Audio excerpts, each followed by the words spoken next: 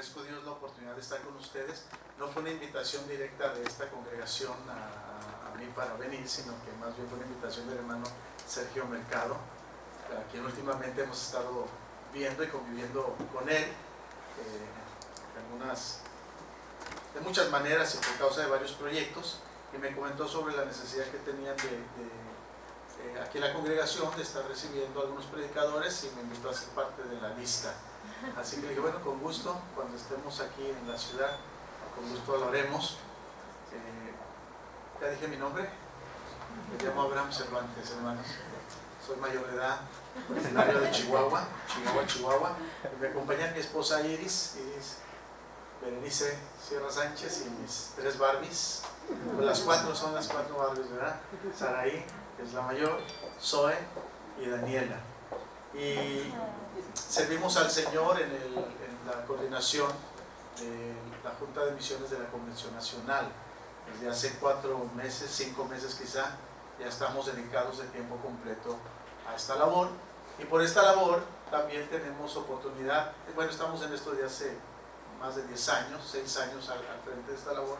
Tenemos la oportunidad de conocer muchas iglesias por todo el país, y todas están diferentes. Y es maravillosa la diversidad de la iglesia, aun siendo iglesia de una misma denominación bautista. Es maravillosa la diversidad que existe, lo tanto que podemos complementarnos y lo que podemos aprender unos de otros. Hace un año tuvimos un simposio, no quiero tardar mucho con esta introducción, pero creo que son cosas importantes que deben saber las iglesias bautistas del país. Tuvimos un simposio, invitamos a todos los pastores del país, obviamente pues no fueron todos, pero una representación de todo el país ahí en la Ciudad de México. Y a este simposio le llamamos la misión en la diversidad. ¿Y cuál era la idea? Algunos de ustedes saben que la tendencia, porque algunos de ustedes tienen mucho tiempo ya en el Evangelio, y saben que la tendencia por mucho tiempo entre un grupo u otro de bautistas que son diferentes por alguna o por otra razón, ha sido la de querer que el otro sea como él, ¿verdad? Tratar de cambiarlo.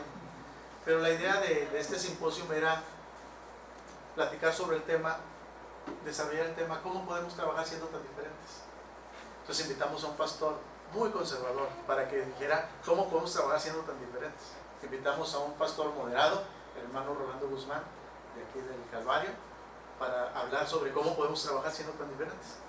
E invitamos a un pastor de esos que son muy novedosos, ¿no? Que hacen cosas muy ocurrentes y muy, de pronto muy llamativa, para hablar cómo podemos trabajar unidos siendo tan diferentes.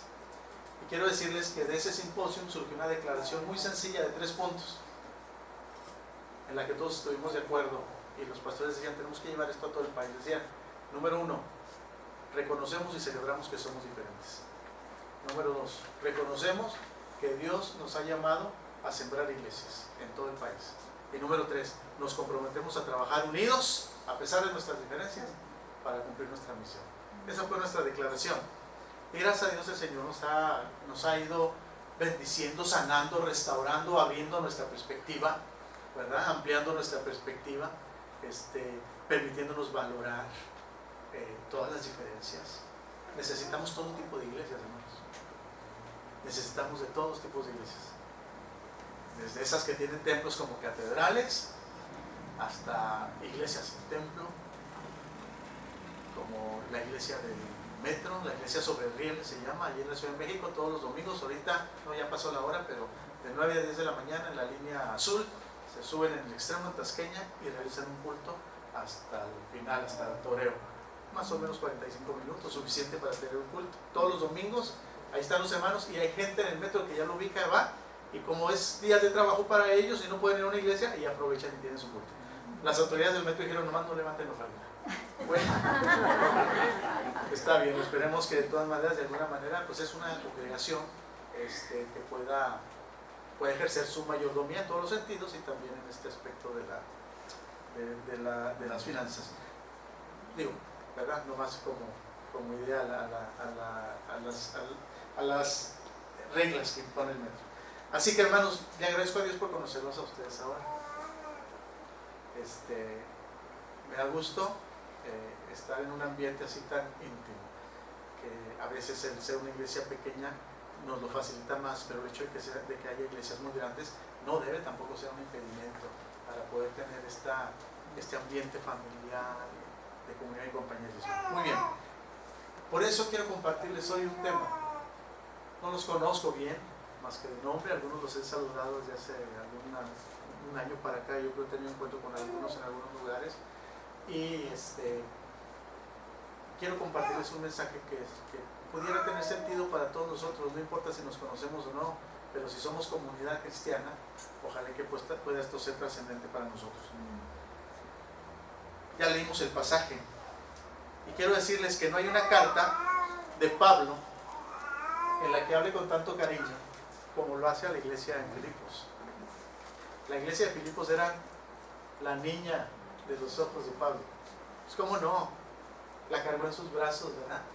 La vio nacer, pero no solamente eso, la vio desarrollarse, la vio crecer y la vio convertirse en una iglesia madura. Una iglesia que amaba tanto a Dios, que estuvo dispuesta a sacrificarlo todo por la obra de Dios, por la misión de Dios, por Jesucristo. La iglesia de Filipos fueron sus compañeros en todo tiempo de ministerio de Pablo. Durante sus últimos días en la cárcel, los creyentes de Filipos se mantuvieron muy cerca de Pablo y no dejaron de enviarle apoyo ni moral, espiritual, ni económico. Todo el tiempo estuvieron pendientes de él. Así que Pablo empieza esta carta dándole las gracias y termina la carta dándole las gracias. Es una carta llena de cariño, de amor. Usted le da la vuelta así a la carta de Filipenses, se le llenan los dedos de miel. Usted que está chupando, ¿no? Porque se derrama mucho cariño, una compenetración tremenda, una solidaridad impresionante entre Pablo y esta iglesia. ¿Qué se le puede desear a una comunidad que ha madurado tanto? ¿Qué mensaje se le puede compartir a una comunidad que ha madurado tanto? Pablo está en sus últimos días, él lo presiente. Esta carta la escribió desde la prisión, ¿verdad? Allí mismo desde la prisión dijo: yo sé que mi tiempo ya está cercano, mi partida está cercana. Y él quiere escribirle a los filipenses para agradecerles, pero tiene que darles un mensaje final. ¿Qué se le puede decir a una iglesia que lo ha acompañado tanto tiempo y ya es la última oportunidad de comunicarse con ellos? Bueno, hay varias cosas que Pablo les dice en estos versículos que leímos, y así que vamos a desglosar uno por uno. Lo primero que les dice Pablo es que sigan caminando con gozo. Es lo primero que les dice, que les aconseja y nos aconseja a nosotros. Iglesia Bautista Sinaí, sigamos caminando con gozo. Dice el versículo 4, regocijados en el Señor. Otra vez les digo, regocijados. El gozo, hermanos, es el resultado de estar parados en el lugar correcto. El verdadero gozo depende del fundamento sobre el cual estamos parados, no tanto de las circunstancias que nos rodean, ¿verdad?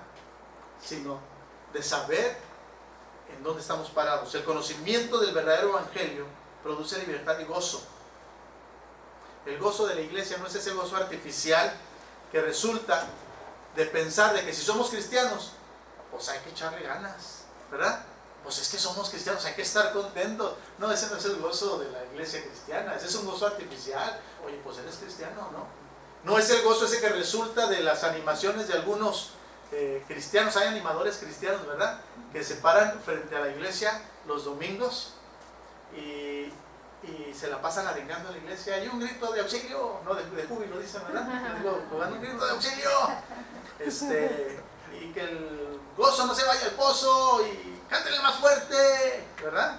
Échele poncha. Había un pastor, ¿verdad?, que allí en una iglesia muy grande, bautista, por cierto, ahí en la Ciudad de México, que cada vez que yo tenía compañeros de seminario que colaboraban con él en el tiempo del seminario. Me estoy moviendo mucho y creo que me tienen ahí apuntado, ¿eh? Está bien centrado. Había un pastor ahí en la Ciudad de México, hay un pastor. Algunos compañeros trabajaron con una iglesia de 1.500 miembros. Y el hermano ya grande, pero cada vez que estaban dirigiendo ahí en el culto, el hermano no dejaba de decirles: échale punch, diles que digan amén, anímalos, levántalos. Entonces, imagínense la presión, todos los domingos estar dirigiendo ante tanta gente y luego con el hermano acá gritando. Un compañero mío un día así, ya no aguantó las ganas y tanto le decía al pastor que dijo, dice el pastor que va a ir a saludar a todos los visitantes. ¿Cuántos nos visitan por aquí? O sea, tiene que bajar el pastor, ¿verdad? El gozo de la iglesia no es ese gozo artificial, que poco o nada tiene que ver con el verdadero gozo del evangelio. Hermanos, el gozo del evangelio te permite llorar, pero sin que pierdas la esperanza. Es el gozo de saber que estamos parados en la roca, firme. Lo cantamos hace ratito, ¿no? Es otro canto de Marcos Vidal. ¿Cómo dice el coro? Que tú eres la roca eterna. Las fuerzas de este mundo no pueden con la fuerza del evangelio, nunca, jamás. El verdadero gozo, hermanos, tiene más que ver con la convicción de seguir adelante que con un sentido de alegría, de euforia. Si usted lee la palabra gozo en la escritura, siempre la va a encontrar en un contexto de prueba. Alégrense si los persiguen, ¿no? Cuando Israel está siendo atacado y amenazado terriblemente por un pueblo enemigo, dice el profeta, el gozo del Señor es nuestra fuerza. Usted busque la palabra gozo y siempre está en un contexto de prueba. Gozo, más que tener que ver con mucha emoción y ganas de reírse, tiene que ver con la convicción de que estamos en el camino correcto. Y eso nos permite estar también de buen talante, ¿no? Aunque a veces no es tan sencillo, pero cuando estamos parados sobre la roca, o porque estamos parados sobre la roca, entonces sí es posible enfrentar la vida con un talante mejor, ¿verdad? Con una mejor cara. Dicen por ahí que no soy culpable de la cara que tengo, pero sí de la que pongo. Bueno, el Evangelio nos permite, ¿verdad?, poner una cara de firmeza, de convicción, e incluso ser bendición en medio de las circunstancias difíciles. Una comunidad que se empeña en conocer el Evangelio es una comunidad de gozo. Qué importante es la alegría, el gozo como testimonio de la iglesia. Por eso qué lindo que entonar cantos como estos con ritmos, ¿verdad?, que son vivos, alegres, aunque no siempre hay que cantar cosas alegres, a veces hay que cantar cosas tristes, ¿no? A veces hay tiempo de cantar cosas tristes, como por ejemplo ahora que estamos viviendo en México una crisis espantosa, que este asunto de los desaparecidos en Ayotzinapa es solamente un reflejo, está destapando la realidad de nuestro país.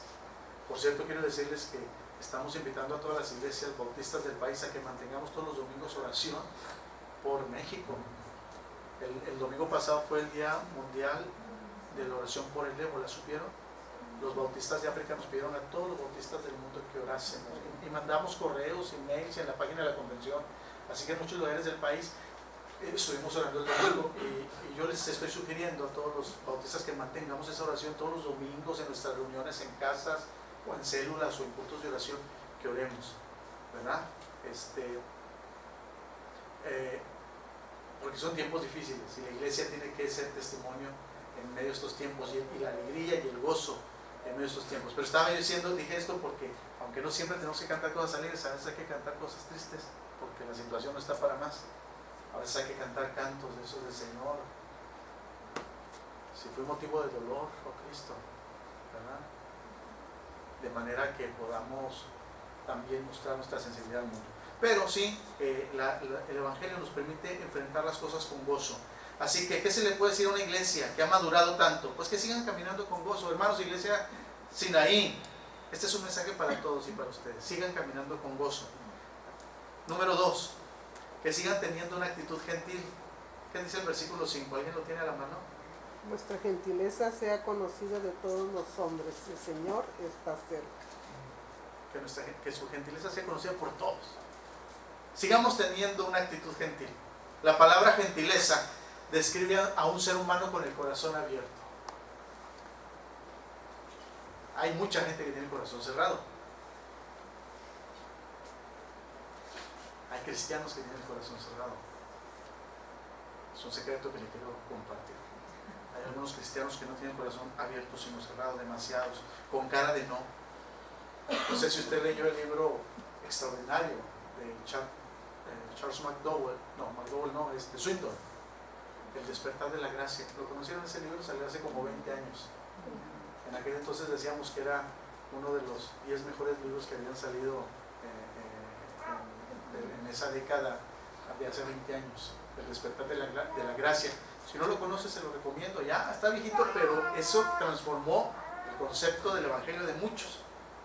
Y él tiene un capítulo en ese libro sobre los que tienen cara de sí y los que tienen cara de no. Y él dice que Jesús era los que tenían cara de sí, que por eso aquellos que eran más despreciados no tenían problema en acercarse, porque sabían que él era diferente. Se acercaban a Jesús sabiendo que Jesús no los iba a rechazar. ¿Qué le hubiera pasado al leproso aquel que se acercó hasta donde estaba Jesús para decirle, si quieres puedes limpiarme? Hizo algo indebido. Hizo algo terrible aquel hombre, acercarse hasta una persona que no era leprosa. La ley no le permitía hacer eso, ¿verdad? Los leprosos tenían que andar lejos y luego con una campanita para que la gente los escuchara y corriera lejos de ellos, y tenían que ir gritando inmundo, inmundo si se acercaba gente que no tenía lepra, para que corrieran de donde él estaba. ¿Qué hubiera pasado si ese leproso se hubiera acercado a un fariseo en aquel tiempo, así como lo hizo con Jesús? ¿Cómo le hubiera ido? Como en feria. Como en feria. ¿Tiene sentido ahí en El Salvador, hermanita, como en feria? ¿Sí? ¿Cómo se dice allá? Aquí en México, como en feria quiere decir, de la patada. De la patada. De la patada, sí. ¿Qué le hubiera pasado? Pues mínimo un tremendo regaño, ¿verdad? Algunos dicen que a lo mejor hasta, es que fueron muchas leyes las que se violaron, que a lo mejor hasta lo hubieran matado a pedradas. Pero ¿por qué se acercó a Jesús? ¿Por qué se atrevió a acercarse a Jesús? Porque Jesús tenía cara de sí.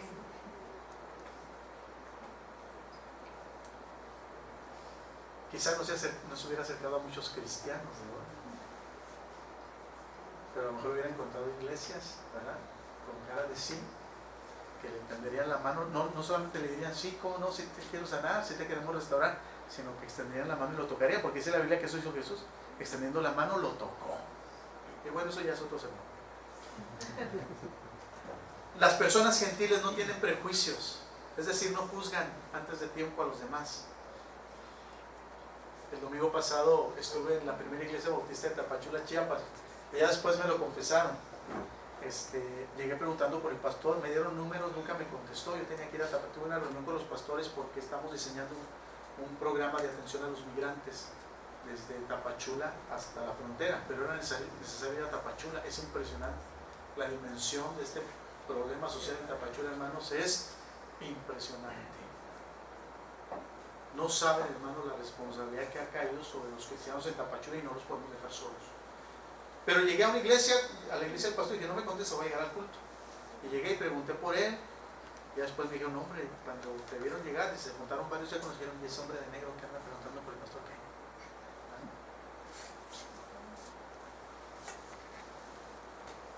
Una comunidad madura es una comunidad que no tiene prejuicios, es una comunidad que sabe de gentileza, tiene un corazón abierto para todo el que se acerca y no tiene miedo de llamarle hermano.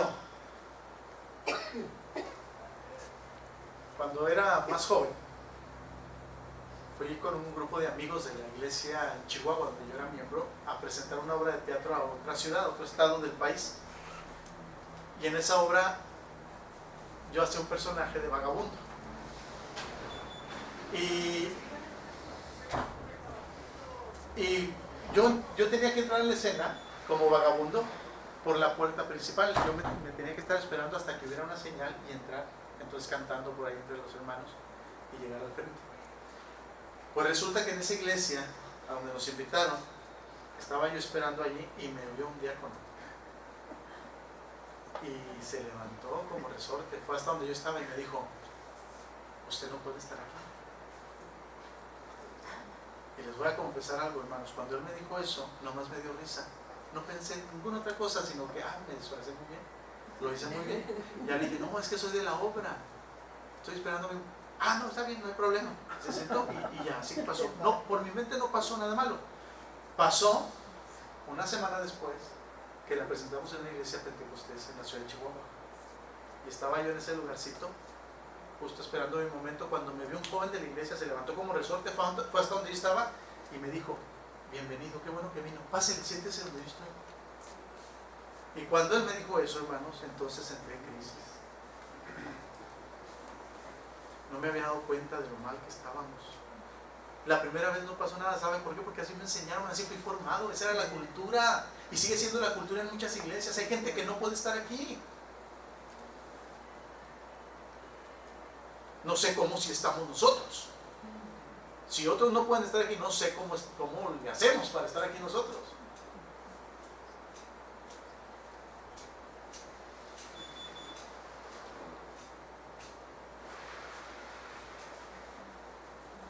Una comunidad gentil no tiene miedo de llamarle hermano al que se acerca buscando la gracia de Dios. ¿Qué palabra esta palabra, la de hermano, no? ¿Qué palabra? Fueron las palabras que le dijo el hombre que fue a ver a Pablo Ananías, cuando Pablo quedó cegado por aquella revelación del Señor, y el Señor le dijo: ven, búscalo porque es un instrumento escogido. Saulo era despreciado por todos los cristianos, todo el mundo le tenía miedo, sospechaban de él, nadie se quería acercar a Saulo. ¿Se acuerda de esa historia? Y Ananías llega hasta donde está Pablo, seguramente la pensó mucho, seguramente discutió con el Señor. Oye, pues, ¿qué onda? ¿No has oído? ¿Quién es él? Es la única vez que aparece ese Ananías en la Biblia, ¿eh? No es el mismo que el Ananías ese de Zafira, no es otro. No más allá aparece, no sabemos nada de él. Pero qué instrumento de Dios. Cómo a través de él, alguien como Saulo pudo ser ministrado, acogido, atendido, para convertirse en un gran misionero. Fue parte de ese proceso que Dios tuvo con Pablo. Y cuando lo encuentra allí ciego, a Saulo, allí todo desorientado, perdido, desesperado, lo primero que le dice es: hermano Saulo. ¿Qué habrá sentido Saulo cuando escuchó esa palabra, hermano?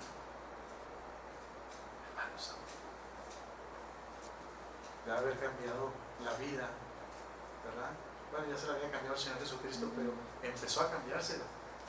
Y eso seguramente fue una parte importante en ese proceso. Sigamos caminando con gozo. Sigamos teniendo una actitud gentil. Número 3. Sigamos fundamentados en la esperanza. ¿Alguien puede leer los versículos 6 y 7? Por nada estéis afanosos, sino sean conocidas vuestras peticiones delante de Dios en toda oración y ruego con acción de gracias.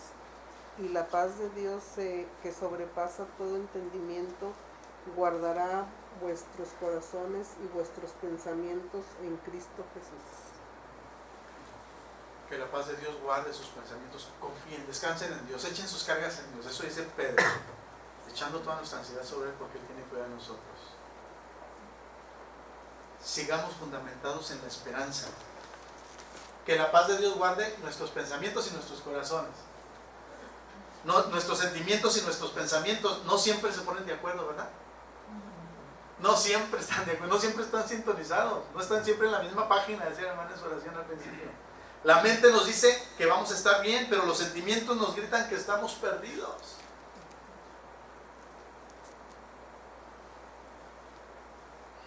Y esto nos confunde, pero la paz de Dios es justamente ese milagro de la tranquilidad, del descanso, de saber que estamos en las manos de la gracia. Es justamente la paz de Dios la que nos permite como iglesia enfrentar las circunstancias y a las adversidades que estamos viviendo.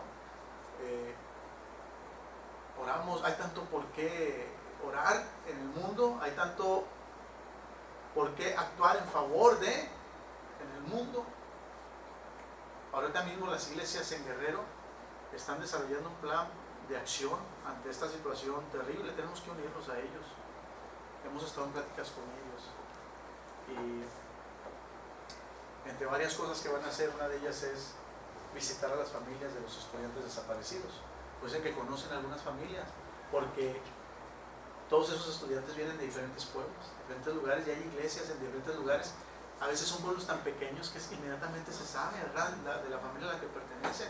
Dicen los hermanos: vamos a ir a orar con ellos, abrazarlos, vamos a darles una ofrenda, porque tienen que estar yendo a Iguala para seguir el proceso, haciendo trámites, gestiones, y necesitamos apoyarlas. Y las iglesias del país necesitamos apoyarlos.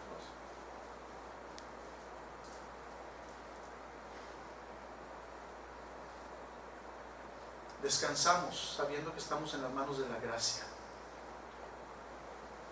La verdadera paz viene de Dios y no de nuestro corazón. No se trata de sugestionarnos. No se trata de decir, no me va a doler, no me va a doler. Declaro que no me va a pasar nada. Declaro que todo va a ir bien. ¿Has escuchado esas expresiones? Y declaro. No, hermano, no tiene que ver con autosugestión. La paz de Dios, no me va a doler mal. Al final de cuentas nos pasa lo que le pasó a mi amigo Fito. Mi amigo Fito, cuando estaban chicos, iban a vacunar a todos los hermanitos, eran varios, y él era de los más chicos, y todos se pusieron de acuerdo y dijeron, no vamos a llorar, no, ninguno va a llorar. Y Fito dijo, pues no vamos a llorar. Y ya cuando llegaron ahí con la enfermera y le tocó el turno a Fito, él dijo, últimamente lloro. Así nos pasa, ¿verdad? Decimos, no me va a doler, pero decimos, últimamente sí lloro porque sí duele. La paz de Dios no tiene que ver con este tipo de autosugestiones. A la hora de la verdad hay que reconocer que sí duele.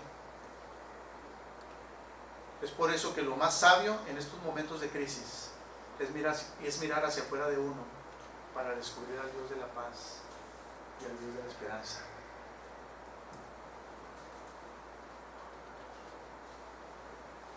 La esperanza tiene poder justamente porque descansa en el milagro de la paz de Dios. Por eso, esta iglesia, mientras el Señor no la recoja, debe seguir predicando la esperanza en una sociedad adolorida. Entonces, ¿qué mensaje tenemos como iglesia, comunidad cristiana de parte de Pablo? Número 1, dijimos que sigamos caminando con gozo, que sigamos teniendo una actitud gentil, que sigamos fundamentados en la esperanza. Y por último, ¿alguien quiere leer el versículo 8 antes de decir el punto? Por lo demás, hermanos, todo lo que es verdadero, todo lo que es honesto, todo lo honesto, todo lo justo, todo lo puro, todo lo amable, todo lo que es de buen hombre, si hay virtud alguna, si algo digno de alabanza, en esto pensad. Por último, que mantengamos la perspectiva correcta. Que mantengamos la perspectiva correcta. Mire, la cosa tiene lógica. Lo que Pablo dice tiene mucha lógica. No podemos ser buenos pensando cosas malas.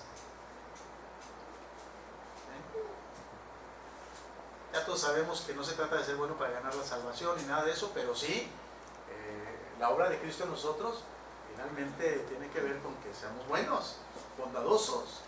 Y no podemos ser buenos pensando cosas malas. Pablo está despidiéndose de sus hermanos, él sabe que no los va a volver a ver, por eso les dice que aunque hay muchas cosas malas en las que se puede ocupar la mente, lo mejor es adquirir la disciplina de pensar en lo mejor. Y sí que es una disciplina pensar en lo mejor. Sí, es toda una disciplina. Nuestra naturaleza pecadora nos impulsa a dejarnos cautivar con pensamientos negativos. ¿Cuántas veces no nos entretenemos pensando en lo malo de los otros? ¿Cuánto tiempo gastaremos del día pensando en lo malo de los otros? Cuando nos ocupamos en estos pensamientos, terminamos, yo escribí allí igualmente contaminados, pero creo que más contaminados, porque ya estamos contaminados de nuestras propias cosas malas, y luego todavía enfocándonos en los demás, terminamos más contaminados que de aquellos de los que estamos pensando mal. Pablo fue un hombre extraordinario, pero fue un hombre. También había mucha gente que no lo quería, había gente que lo apreciaba mucho, lo amaba, lo defendía, pero también había mucha gente que no lo quería. La segunda carta de los Corintios fue escrita para defenderse de aquellos que no lo querían, aquellos que lo criticaban, rechazaban su ministerio, su apostolado, y escribió 2 Corintios para decir, oh, sí, el Señor me levantó a mí para ministrarles. Tuvo serios enemigos, no solamente los no cristianos, sino los cristianos, entre los cristianos. Él estaba consciente de eso, él estaba consciente de que era un hombre, por eso les dice, búsquenle bien, concéntrense, saquen el microscopio. Yo estuve con ustedes, sé que pude haber hecho muchas cosas malas, Pero si hay algo bueno, quédense con eso. Si hay algo digno de alabanza, en eso enfóquense. Saquen la lupa y observen. Quédense con eso, atesoren eso. Ejerzan esa disciplina de pensar en lo correcto. De entre todas las cosas que fui estando con ustedes, aprecien lo que es verdadero, noble, justo. Porque es mejor llenar la mente de todo lo bueno que hay en la vida que llenarla de cosas malas. Si es muy poco, hermanos, lo que podemos encontrar en este mundo de bondad, es decir, si hay muy pocas cosas buenas que encontrar en este mundo, pues convirtámonos en cazadores de lo bueno. O sea, busquémosle. Encontremos estrategias para encontrar lo mejor.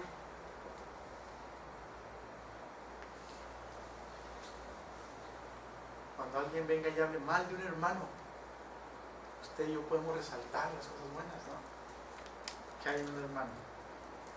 Si adquirimos la habilidad de enfocarnos en lo bueno de la vida y de las personas, seguramente podemos actuar en la vida con bondad. Queridos hermanos, Iglesia Bautista Sinaí, una comunidad que camina con gozo, que comparte gentileza, que se fundamenta en la esperanza y que mantiene la perspectiva correcta de las cosas, es una comunidad poco común. Así se llama esta semana. Es una comunidad poco común. Es una comunidad digna del Evangelio. Que el Señor los bendiga.